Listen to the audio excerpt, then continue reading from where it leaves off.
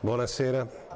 Come ogni estate, nei media, nei TG, si parla di cani abbandonati sulle strade per le vacanze. Non ci fanno neppure mancare dei servizi su dei sequestri di cuccioli canini, malconci e disidratati nascosti su dei tir.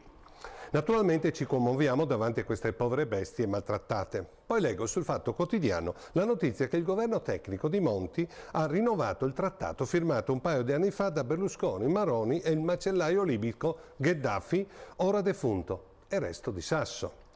Pochi altri media hanno dato questa notizia che dovrebbe far inorridire di rabbia e vergogna chiunque non sia stato un complice del PDL di Berlusconi e della Lega e possegga un minimo senso di sensibilità, un minimo di sensibilità umana. Senza tanti strombazzamenti, quasi in segreto, come scrive il Fatto, lo scorso aprile il governo Monti ha confermato questo infame trattato con una Libia dove un vero e proprio governo non esiste, ma c'è un esecutivo che finge di governare mentre comandano delle bande armate di diverse etnie in guerra tra loro. Ho chiamato infame questo trattato perché prevede misure crudeli e inumane, volute a suo tempo innanzitutto dalla Lega, come i respingimenti in mare, negando a diritti internazionali come la richiesta d'asilo a chi fugge da guerre, così come sono negati i salvataggi in mare quando le loro banierole vanno in avaria. E sempre in questo vergognoso trattato è prevista, per chi riesce a raggiungere le coste italiane, la consegna alle autorità libiche dove verranno incarcerati in prigioni in cui si pratica normalmente la tortura e quasi mai nessuno ne esce vivo.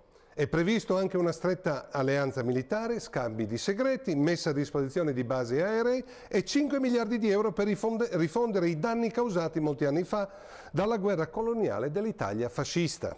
Insomma, l'Italia berlusconiana ha firmato un trattato con Gheddafi in cui ogni sua parte sarebbe inconcepibile in qualsiasi stato civile e democratico. Certo, se pensiamo che questo trattato Italia-Libia è stato fortemente voluto dalla Lega razzista, non poteva essere diverso. Ma il governo Monti, alla chetichella, senza dibattiti in Parlamento, ha confermato questo trattato condannato dall'Europa e dalle organizzazioni umanitarie di tutto il mondo. Il ministro dell'Interno Cancellieri, ad un giornalista della Stampa di Torino, che chiedeva se nella nuova versione del trattato sono state inserite delle garanzie sul diritto d'asilo, come chiedevano Amnesty International e l'Alto Commissario ONU per i rifugiati, il ministro ha risposto piccato: non sopporto i pregiudizi ideologici, le prese di posizione a prescindere. Trovo un che di disonesto nel non riconoscere che in almeno 2 passaggi si fa riferimento esplicito ai diritti umani. Dare questa risposta sapendo che la Libia non ha tuttora sottoscritto la Convenzione di Ginevra sui diritti umani mi pare un'arroganza gratuita e direi pure stupida. Al giornalista che gli sottolineava questo fatto la cancelliere con tono ironico risponde: annuncio solennemente che in ogni occasione inviteremo gli amici libici a sottoscrivere la Convenzione. Brava Ministro, bene, brava e bis.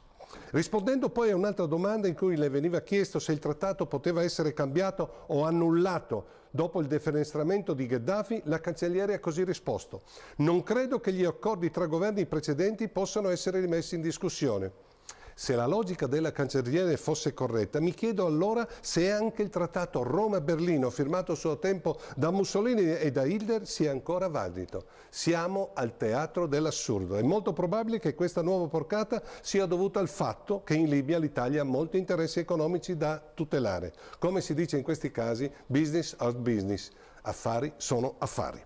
E così un governo tecnico di un paese che si dichiara democratico e civile ha deciso di non sciogliere gli oneri e i vincoli di un contratto quando governava in Libia un macellaio, un assassino, ed in Italia c'era un governo che dei diritti umani ne faceva strame.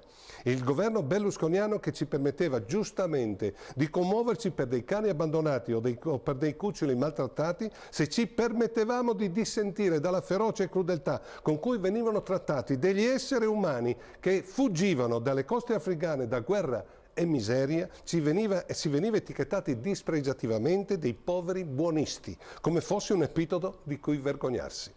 Meditiamo su questo fatto, specialmente coloro che si dichiarano cristiani. A mercoledì prossimo.